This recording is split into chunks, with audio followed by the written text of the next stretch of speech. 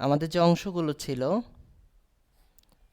1-এর 2, 2-এর 1, 4-এর 1 আর হচ্ছে 8-এর 1, তিনটা অংশ।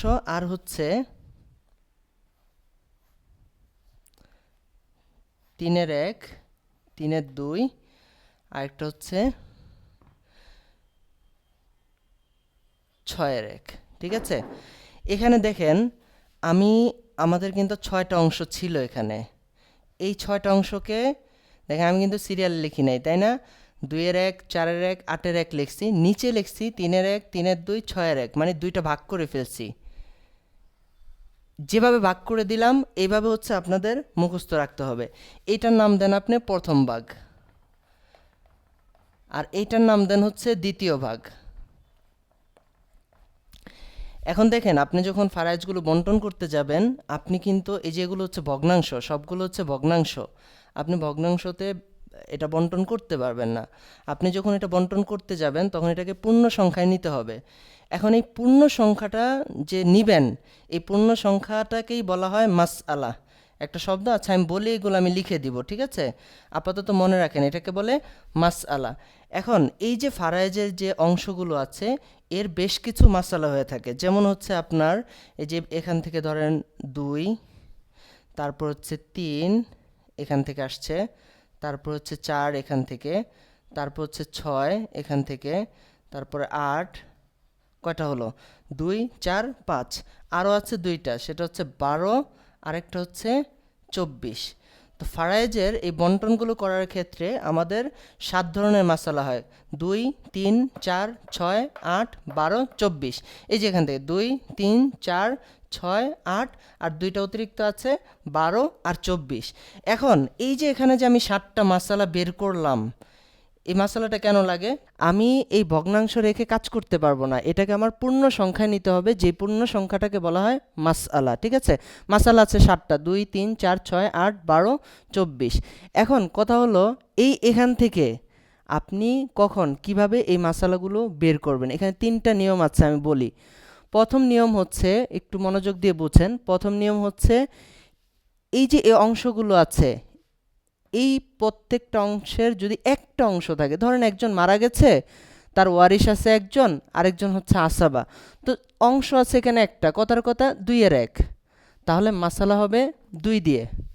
যদি অংশ থাকে 3-এর 2, মাসালা হবে 3 দিয়ে। এই যে নিচের যে সংখ্যাটা আছে এটাকে বলা হয় হর।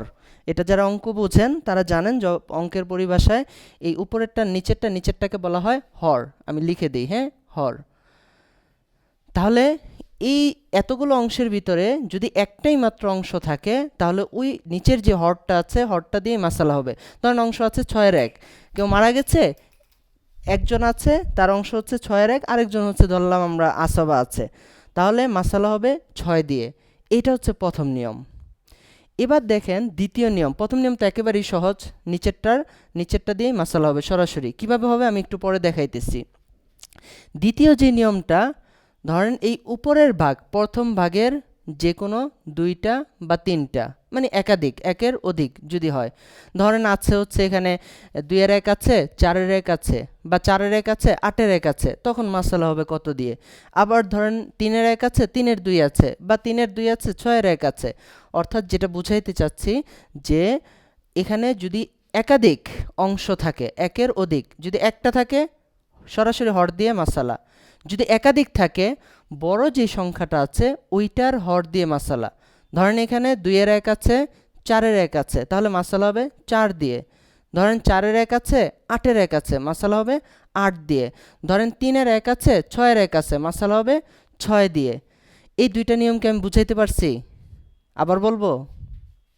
আচ্ছা, এবার দেখেন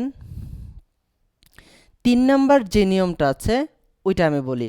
3 নাম্বার নিয়মটা হচ্ছে, ধরেন নিচের একাধিক আছে, মানে দ্বিতীয় ভাগের একাধিক আছে, ধরেন 3-এর 1 আছে, 6-এর 1 আছে, কিন্তু উপরের শুধু 2-এর 1 আছে, মাসালা হবে 6 দ্বারা।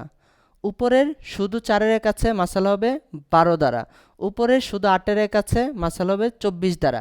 এটা হচ্ছে 3 নাম্বার নিয়ম। আবার বলি, নিচের একাধিক আছে, নিচের একাধিকের সাথে অর্থাৎ 3-এর 1 আছে, 6-এর 1 আছে, সাথে যদি 2-এর 1 থাকে মাসালা হবে 6 দ্বারা, সরাসরি 6 দ্বারা।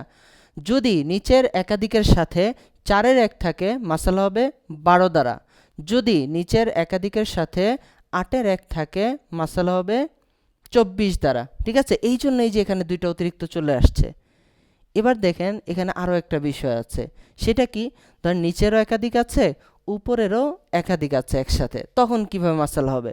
তখন মাসালা হবে, দেখেন এখানে যেই সংখ্যাটা বড় হবে উপরের, ধরেন কথার কথা 3-এর 1 আছে, 6-এর 1 আছে, আবার উপরে 2-এর 1 আছে, 8-এর 1 আছে। এখন উপরের বড় সংখ্যা কোনটা? এই যে 8, 8-এর 1। এখন আমরা কি বলেছি যে নিচে যদি একাধিক থাকে, উপরে যদি 8-এর 1 থাকে, তাহলে মাসালা হয় 24 দ্বারা। এখন উপরের দুইটা অংশ আছে, 2-এর 1, 8-এর 1, তাহলে মাসালা হবে বড়র যেটা আছে, অর্থাৎ 8 হিসাবে 24 দিয়ে মাসালা হবে। পরটা আবার বলতেছি, হ্যাঁ, এখানে 3টা নিয়ম বলেছি মাসালা বের করার। মাসালা হচ্ছে মোট 60টা, 2, 3, 4, 6, 8, 12, 24, মাসালা হচ্ছে 60টা। এখন 3টা নিয়ম বলেছি মাসালা বের করার। প্রথম নিয়ম যেটা, সেটা হলো এই 6টা অংশ থেকে যদি একটা অংশ থাকে, অর্থাৎ ওয়ারিশ হচ্ছে একটা অংশ আছে, তাহলে সরাসরি হর দিয়ে মাসালা। হর মানে কি, নিচেরটা, হর দিয়ে মাসালা। এবার যদি এখানে একাধিক থাকে, হয় প্রথম ভাগের একাধিক অথবা দ্বিতীয় ভাগের একাধিক, মিক্স হয় নাই, যদি প্রথম ভাগের একাধিক হয় তাহলে বড় যে সংখ্যাটা ওইটার নিচেরটার, মানে বড় বলতে এই যে নিচের হর যেটা বড় আর কি, ওই বড় যে হর আছে ওইটা দিয়ে মাসালা, অথবা নিচেরটা যে হর, যে বড় হর আছে ওইটা দিয়ে মাসালা।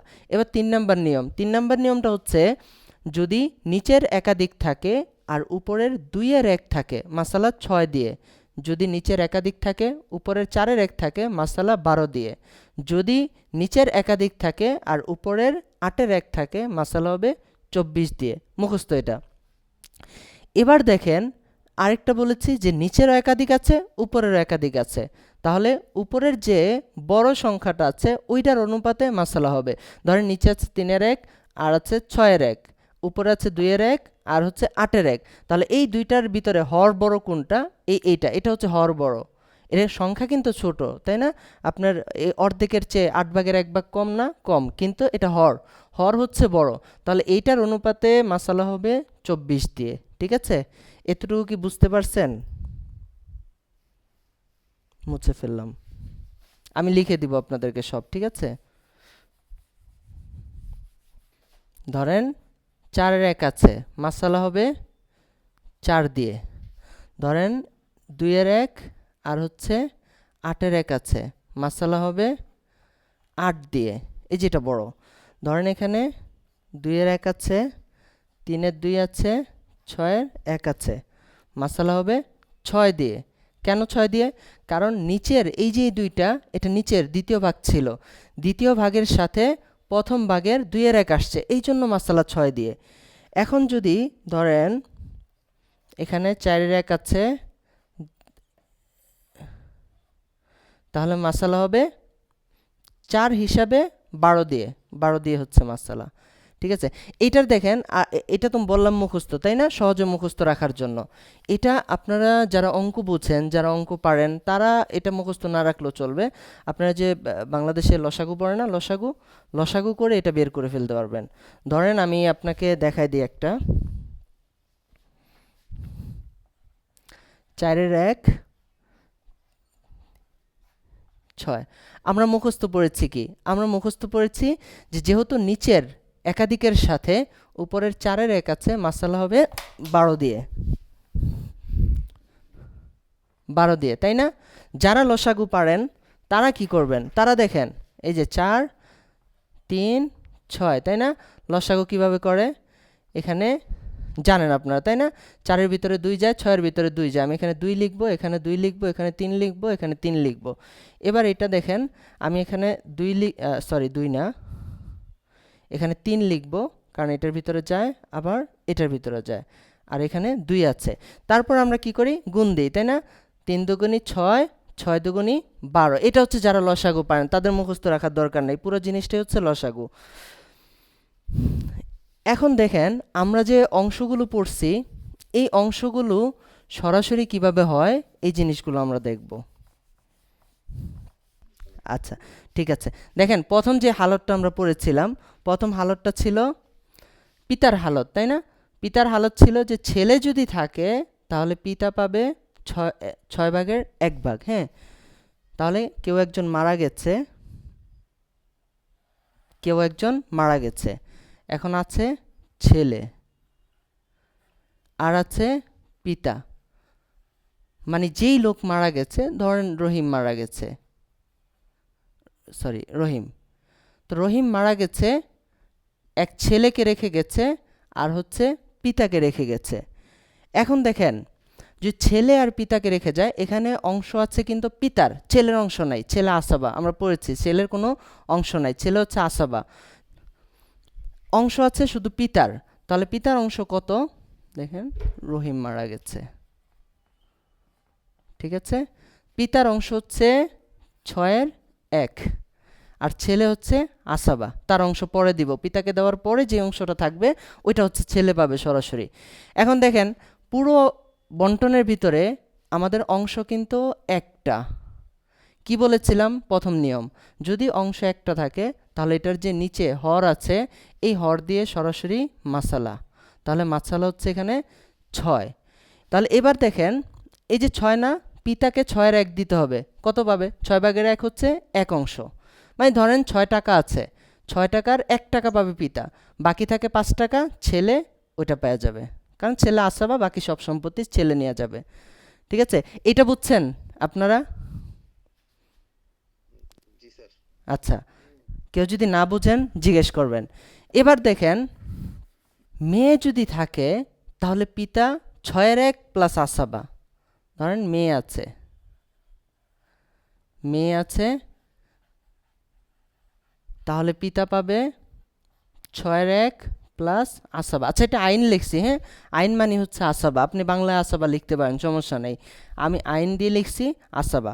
এবার দেখেন মেয়ের অংশ, তাই না, এখানে মেয়ের অংশ চলে আসছে, মেয়ে যদি একজন থাকে তাহলে মেয়ে পায় 2/1 এবার দেখেন মাসালা কত দিয়ে হবে, এখানে কিন্তু দুইটা সংখ্যা চলে আসছে, তাই না, দুইটা সংখ্যা চলে আসছে, এইটা হচ্ছে দ্বিতীয় ভাগ, এইটা হচ্ছে প্রথম ভাগ, মনে আছে প্রথম ভাগে ছিল 2/1, 4/1, 8/1, আর বাকি 3/1, 3/2 আর হচ্ছে 6/1 ছিল নিচের ভাগের। এখন দেখেন বলেছিলাম যে নিচের নিচের যতটাই থাকুক উপরের যদি 2/1 সাথে মিলে তাহলে মাসালা হবে 6 দিয়ে। কেন 6 দিয়ে? কারণ দ্বিতীয় ভাগের সাথে উপরের 2/1 মিলছে, এই জন্য হচ্ছে মাসালা 6 দিয়ে। এবার এখানে ছয়ের ভিতরে দেখেন পিতা পাবে কত? 1, 6/1 হচ্ছে 1, আর মেয়ে পাবে 3 দুগুণী 6, 3 অংশ, তাই না, তাহলে 3 আর 1 4, বাকি থাকে 2, ওই 2 পিতা আসাবা হিসাবে পেয়ে যাবে, এই যে আসাবা, আসাবা মানে কি বাকি সম্পত্তিটা পেয়ে যাবে।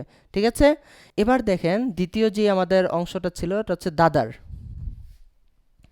দেখেন আমরা পড়েছিলাম যে দাদার হালত কিন্তু পিতার মতোই, যদি ছেলে থাকে 6/1, মেয়ে যদি থাকে 6/1 প্লাস আসাবা, কিন্তু যদি পিতা থাকে, দাদা মাহরুম, পিতা থাকলে দাদার কোনো অংশ থাকবে না। ধরেন এখানে দাদা আছে, তারপর এখানে পিতা আছে, তারপর এখানে ছেলে আছে।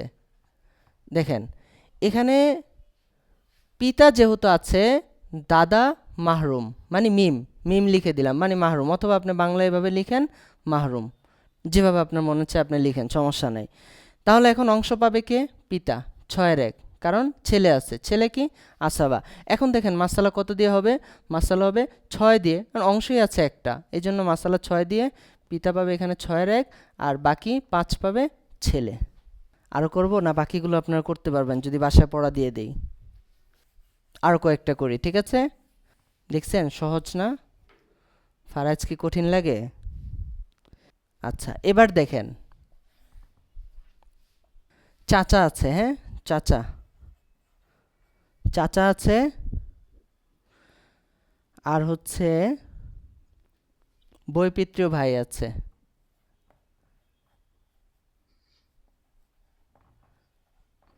বৈপিত্রীয় ভাই আছে। এখন দেখেন বৈপিত্র ভাই যদি একজন থাকে তাহলে সে পাবে কত পাবে? 6-1, 6-1। এখন যদি বলি বৈপিত্র ভাই আছে 2 জন, তাহলে তারা পাবে 3-1। ঠিক আছে, তাহলে আমি একজন রাখলাম 6-1, 6-1 একজন হলে।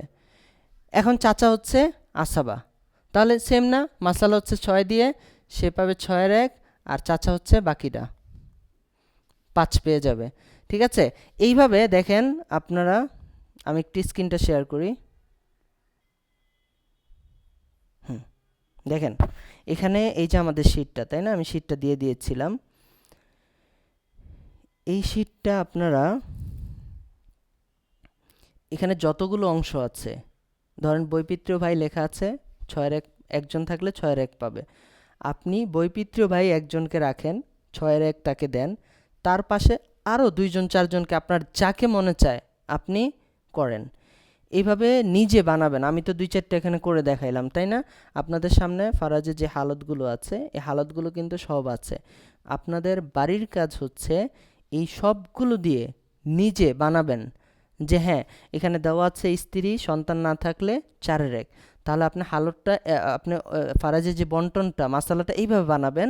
আপনি লিখবেন যে একজন মারা গেছে, তার স্ত্রীকে রেখে গেছে, আর হয়তো ভাইকে রেখে গেছে।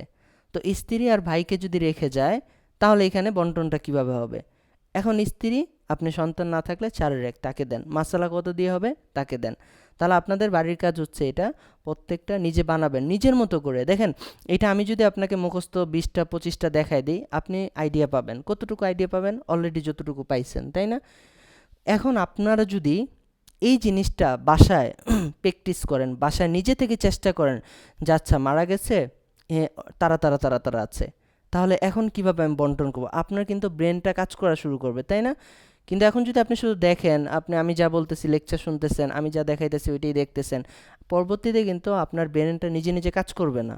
আপনাকে তখন আমি আইসা দেখাই দিতে হবে যে ভাই এটা হচ্ছে এইভাবে। কিন্তু এখন যদি আপনি চেষ্টা করেন, আপনার ব্রেন স্ট্রমিং করা শুরু করবে, কাজ করা শুরু করবে, এবং দেখবেন যে আপনি এই জিনিসগুলো ভালো বুঝতেছেন। ঠিক আছে, তাহলে আজকের পড়া এই পর্যন্তই।